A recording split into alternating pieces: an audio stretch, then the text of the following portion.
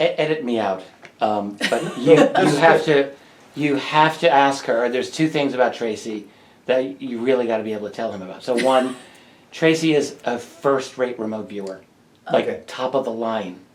And I say this. He brags like this. So no, but it's true. Okay. It's true. So let's take that first. It's absolutely true. And then the other thing is she has extremely, like talking about dreams, her dreams are not only vivid, but they're actually really powerful dreams. And this really speaks to your right brain element. Yeah. But the fact of the way that you're a remote viewer and the things that you're able to do in that are actually unique from most remote viewers. And you really should tell Grant about some of that. Okay, some of the remote viewing stories. So, remote viewing. Yeah. Which well, let me just say, yeah. when I did with my book, when I did the remote viewing, is when they do the remote viewing, they say, do not guess. Just tell your feelings. It's all right brain. Your feelings, what you're sensing, what you're smelling. Do not try to guess, because the guessing is left brain. Right. Because you say, oh, it's on sand. It's a pyramid. I know. And the left brain says, I know it's a pyramid. It's and they start to guess. Yeah. And if you hear Russell Targ or someone, it'll say, as soon as you allow that guessing to start, it's finished. Right. So then go from there. Yeah, it's interesting. No, I actually was trained because I was trying to figure out what I was seeing and give it some context. And I had tried it out somewhere and found that, I was pretty good at it, and then my strength actually was future remote viewing. And I thought, what does that mean? What are the implications of that? So I threw myself into some serious training. There were 3 levels plus a master level, and I just went up through all of those. I was very happy doing it because I felt I was able to put my brain to work, something almost that it wanted to do, But as far as the guessing goes, in coordinate remote viewing, there's an AOL column, and so if my brain ever goes into guess mode, because the ego likes to meddle, it's got a column, where the guessing goes. But I also did it very seriously with some friends, just because I wanted the exercise of it. So I was doing 6 targets 2 times a week for a long time. And one of the most interesting experiences was an outbounder, and you probably know what that is. That's when you, the instructor or whoever's doing it, will make an arrangement with someone to be somewhere in the world at a certain time. And they will have already pre-planned this, they'll have taken pictures, most likely the person is at this place at a certain time, we'll go through cool down, and this particular instance, talking about really going into your right brain. This is just an example where I really sunk deeply into feeling, and we also don't know if it's male or female, that's one thing we're supposed to come back with.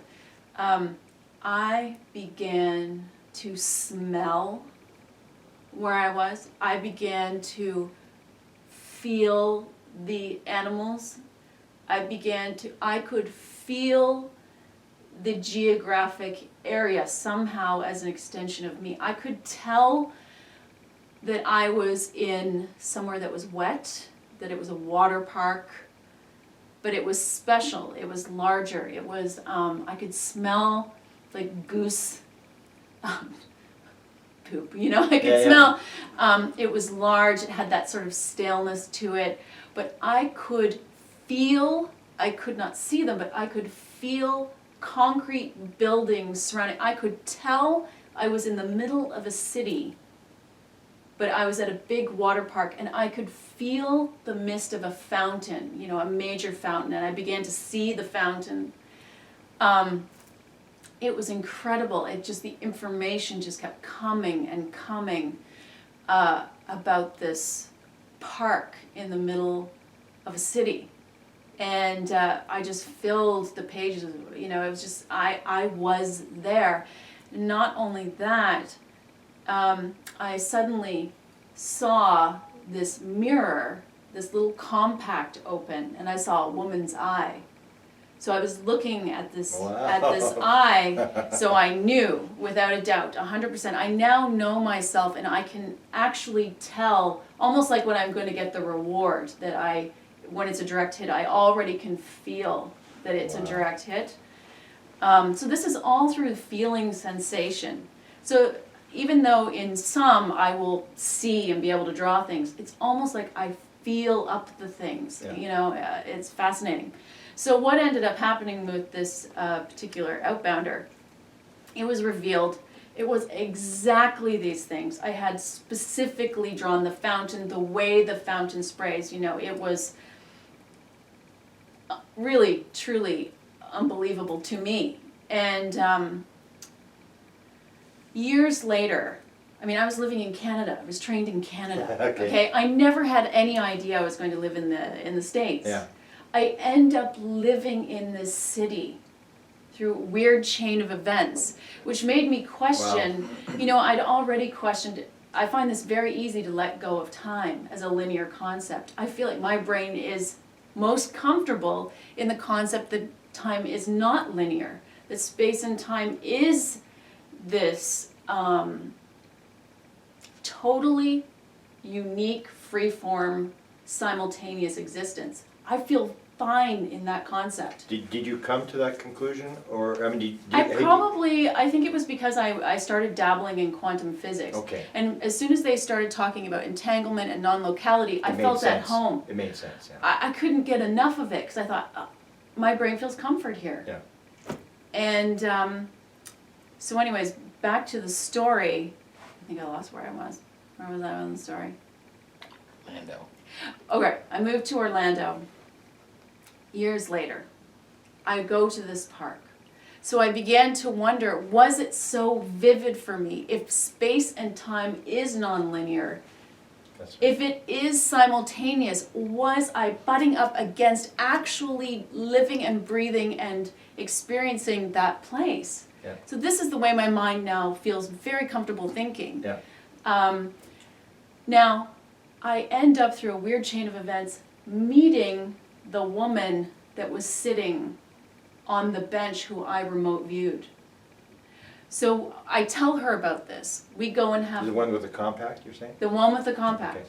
Okay, so when they revealed to us the day that we did it, Oh, okay. they showed pictures of the Oh, I fountain. see, I see. Okay, so She you know who it is. explained the whole area, and we found out obviously she was a female because she was speaking, but there was nothing about the compact. And I was Okay. embarrassed to ask, you know, because it was very specific detail. So some of the stuff you just think, I don't know, I can't be, I mean, Yeah, I was yeah, embarrassed. And Well, that's your left brain saying, that's this my is left bullshit, brain, this that's is not going anywhere. right, that's the skeptic. Yeah. So we go out for lunch and I show her, we talk about it, and then I tell her about the compact. And she's like, I never told anybody that. She pulled out a compact and just thought, maybe somebody will see Wow. through my eyes. And so what are the implications of that? If you're seeing through someone's eyes, you're feeling what they're feeling. Okay, what is that? How do you explain that? Science doesn't explain that.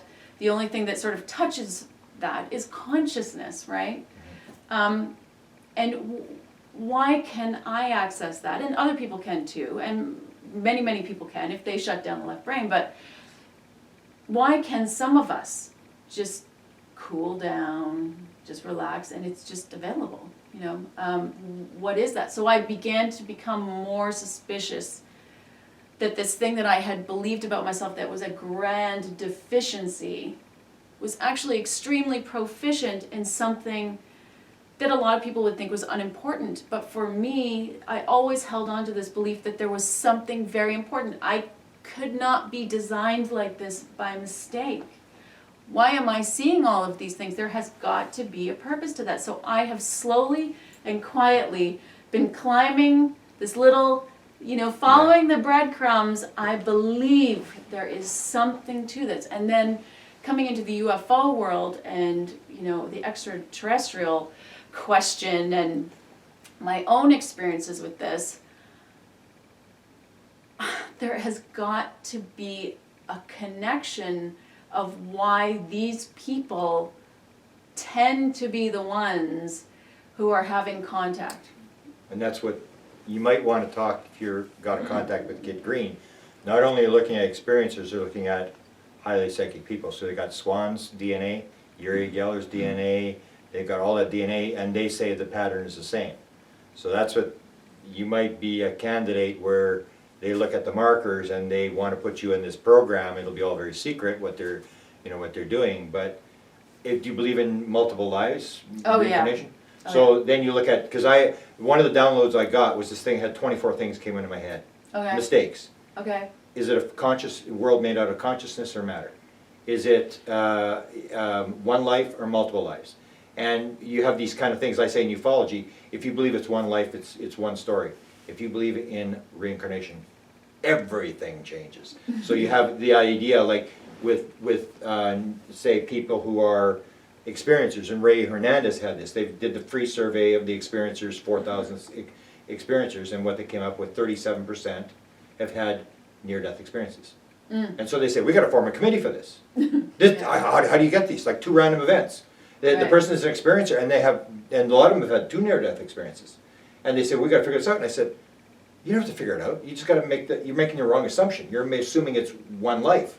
If it's one life, then you've got a problem. But if it's multiple lives, and you choose to be an experiencer, and you choose to have a near-death experience to learn something, it's not a random event. So that's this kind of thing where you may be in a situation where you came in with the training, and that's what they're looking at with this genetic thing, or you come in, you already have the talent. So when I look at experiencers, when I go into a room with experiencers, I always see very highly spiritual people. These are not low-level people. They've come in, they may have had these talents before, and they come in because they have this high-level job to do whatever. yeah.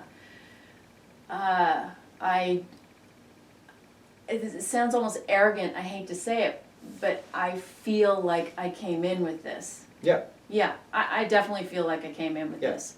Do you feel you have a mission, I have since I was a child. I didn't want to have children. I didn't, you know, I didn't think marriage was important to me, because this mission, this solitary single belief inside me, like death was never my fear. My fear was that this thing, if I don't let this thing out, whatever it is, I cannot define it.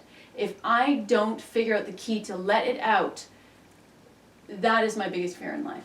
That's exactly. I've got the same thing. I always tell people, it's not. People will say, when will we get a disclosure? And I say, what difference does that mean? You're going to get off your fat ass and do something if you get disclosure or something? It's you're coming into the world. If you believe in reincarnation, you came into the world for some reason. And when you come out, I'm a very big Newton guy. I had this Michael Newton. I watched this guy lecture, and I was just sort of blown away. Yeah, I know the Newton stuff too. And his thing was these 7,000 people that he regressed. They all said the same thing. When you die, you only get asked one question. So how did it work out? Because you planned it. And Yeah. so it comes down to, it doesn't really matter what cards are being dealt to you. Yeah. You made the decision to come in to do certain things, and when you go out, they're going to ask you how did it work out. And all you got to do is figure out, what the hell am I doing here, and what am I supposed to be doing, and am I doing it? So that's this mission thing, that when you ask experiencers, they'll all say, well, I got a mission, but they'll go, I really don't know what it is, but I know I got a mission. And it's inside. That's so true. It's the drive. So you have Yeah. almost the same drive that these experiencers have. And I ask them, you can ask every single one, you say, Wow. do you think you have a mission? And they'll go, yeah.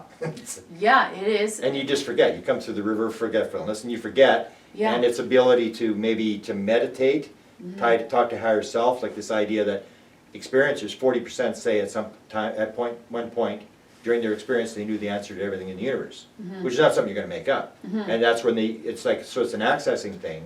Yeah. That maybe we can ask you with remote viewing. I think it's an accessing thing, that it's all there. All the answers are there. It's all there, and it's the ability to access. So you have the ability to access. So That's all I think it is as well. So what do you think? How would you describe remote viewing? What's going on in terms of remote viewing? Oh, that's all I think it is. I just think it is discovering the way to. I think it's all available to our mind. Yeah. It's all there, all available. It's just some of us are more, I believe, more right-brained, and the access, we have to go through less resistance from the left brain. Exactly. And so it's just a matter of finding a way through the left brain. Yeah, because we just finished the music book, and the music book was this bizarre, I don't know if you know, this bizarre thing that almost every rock musician Oh, is right, you were talking into UFOs, and piles of them have been abducted. And so I remember I did a golf thing. I was doing at a big golf club, like $1 million people up in Scottsdale. And I go, oh, well, you know, I never really, they weren't going to block me. They did not want me to lecture there. And my friend is a big multi-millionaire guy who's a guy there, and he talked them into letting me come in. And so I go in there, and they're all sitting there like this, you know. And I figure, well, I'll go and I'll tell a story, you know.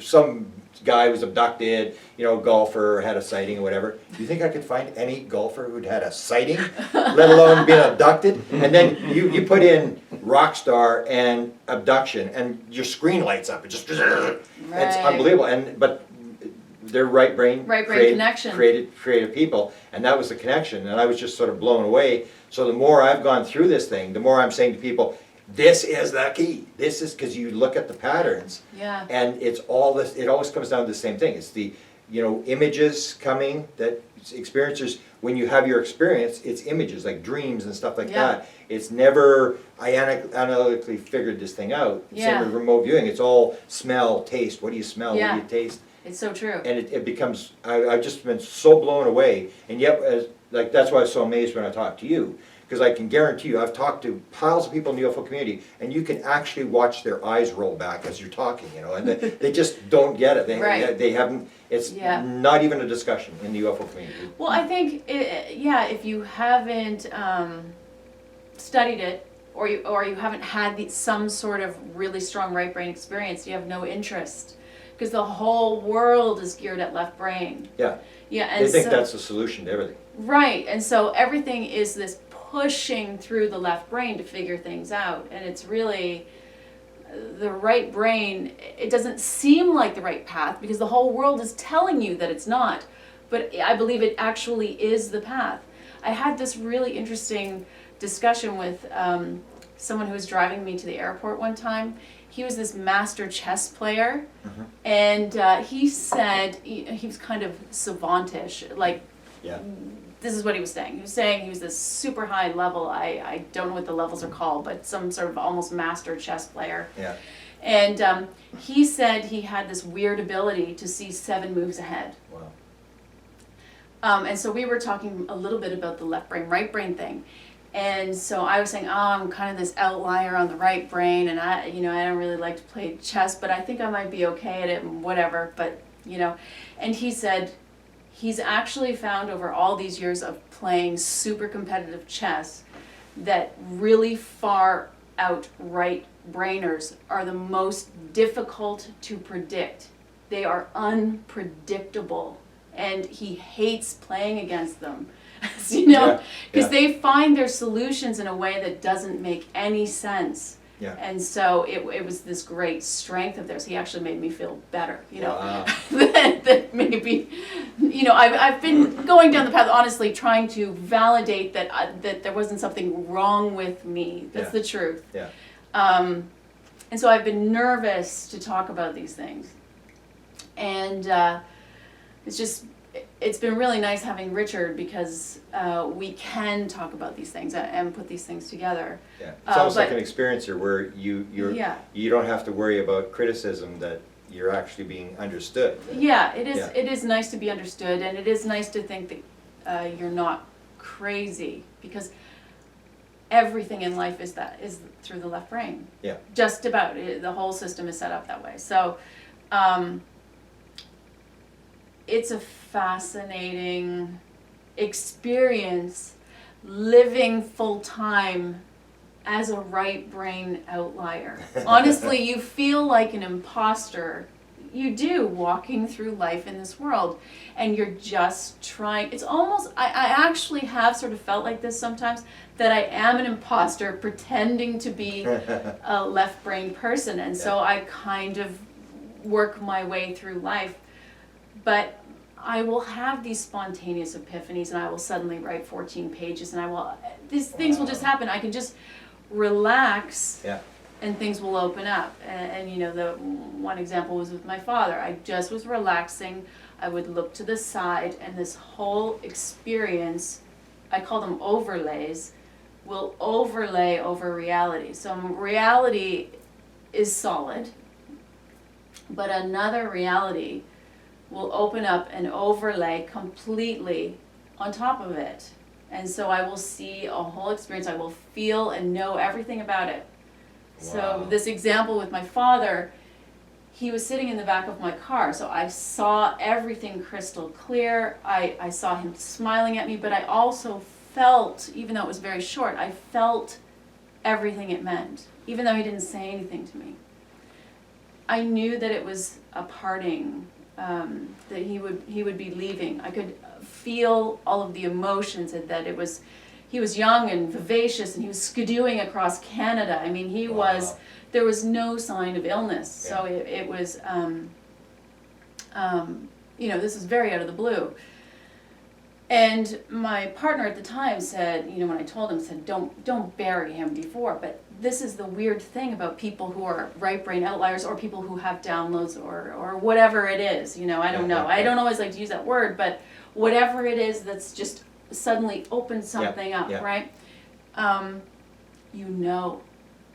There's a knowingness that comes inside that is almost feels arrogant to say to other people, but the knowingness runs through your body, and it's like an absolute truth, and Absolutely. all of the information is inside it, and with it's like, Because when you mentioned that, I don't know if you ever tried to tell people that, but when I describe my download experience, I say I had these three things instantly were put together and said, this is how it works, but it came with absolute certainty, and that's the part of the experience I cannot explain to you. Right. You cannot understand what it means to have the absolute certainty. You don't have to check this, you don't have to test this, No. and you walk around and it's the same thing when people say, during my experience, I had the answer to everything in the universe, and you'd say to them, well, how do you know that's true? I mean, how do you know there wasn't something on the far side of the universe, number 7, 8, and 9, that you didn't see? And it's absolute certainty. It comes, and they'll say exactly what I say. I don't really know for sure, but I just know. And Yeah. and that's the hard thing for someone It who hasn't is. experienced it to know what absolute certainty means. And you mentioned it, yeah. and it just gives me chills, because that's what I had, was this thing with this absolute certainty Yeah. with this experience. I've only had it one time, though. Oh yeah, it's incredible, but it's also very difficult, because, like you say, you can't really talk to people about Yeah. this. So all of these people who experience this, if they have a taste of it or they live that life, they're isolated, Yeah, oh yeah. absolutely isolated. And like I was saying earlier, I have always had this feeling, this is something. The world is telling me it's not. Mhm. The world is telling me it's, Yeah. but there is something here. There is something completely open to me, and I don't know what it is, and why is it that way? There was, I don't know if this is relevant, but for me, it's been one of my little clues, just following that trail. I was going to the Monroe Institute quite a bit, because that's wow. another place where there's a lot of exploration going on, right? And they're using another technology, basically, that is synchronizing the two hemispheres of the brain, I'm sure you know, and creating a whole brain state, and but really, people are having right brain experiences. And one of the things that you can do in some of the programs, you can have prep sessions. And for quite some time, Skip Atwater was running the prep sessions there, right? So he'd done thousands and thousands of people. And I was lucky enough, I had Skip do mine. And so they hook you up. It's sort of they're mimicking a deprivation sort of chamber. And there's a microphone. They're doing sort of a custom cocktail of binaural beats. And they check in with you, but they have you hooked up biofeedback, your heart rate, this, and they're monitoring everything about this experience. Now, when I would go to the Monroe Institute, you give me a little extra push. I already had this thing going on, but the binaurals, especially the ones there, because they're a little stronger, that extra push would just open up these worlds for me. And quickly, one thing I realized that I could do was I could write at the same time as have a full immersive additional experience. I wasn't sure if this was normal or not, but over time from going there I found it was not that normal. And then I tried out speaking. They gave us recorders and everyone gave them back except for me. I found it very, very easy to speak the entire way through, being completely aware of this consciousness and have a complete, full other experience, and I could speak right through it. I was elated because I could keep a record of what was going on, and it was too hard to keep writing during the experience. This was really cool. It made me question a lot of things. It made me excited, and there was some validation for myself that there's something extra going on here.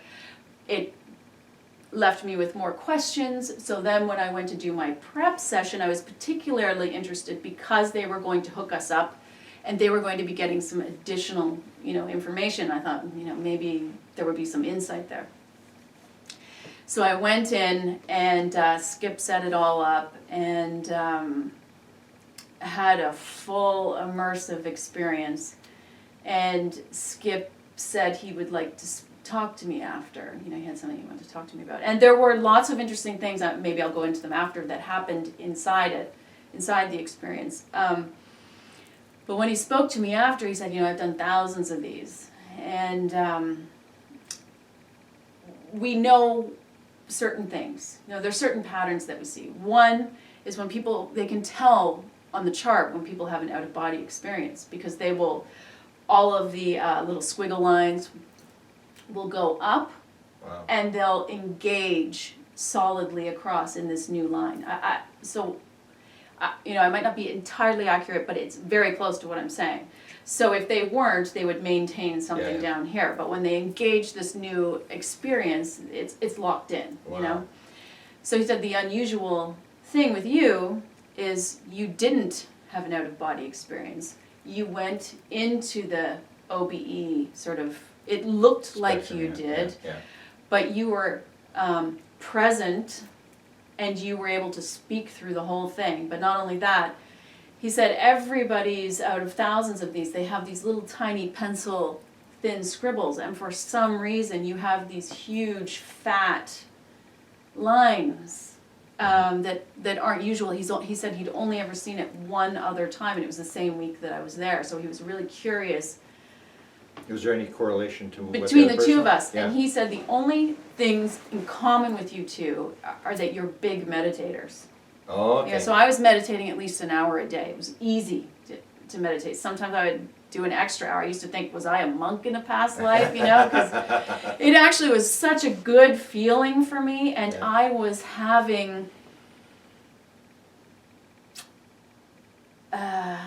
I'm just hesitant to say it because I haven't said it before, but they felt like contact experiences for me. And so I was very much enjoying it. It didn't take much to go there, So I would sit in that for an hour or two. But he said, you two have this in common. You're just heavy meditators, and you have these unusual markings. And that's great, but I'm asking him, what does that mean? What do you, and he said, I don't know. Can you speculate? What does that mean? And he said, if I were to guess, it's just like you have this extra large socket. If most people had a regular socket, you have this extra large socket. I have no idea what that means. I have no idea what that is. But now talking to you again and looking at the whole context of things and knowing that other guy that was there for the week, he was also more right-brained. Yeah. Perhaps, again, there's something that correlates there. I'm not sure, but I have had a life of these unusual anomalies that I have felt, but that have been reflected back to me as well from other people. And Skip Atwater was one of those people. So there's something going on. Yeah. One thing I noticed, and maybe you should be talking. Did you talk to Desta about her experience?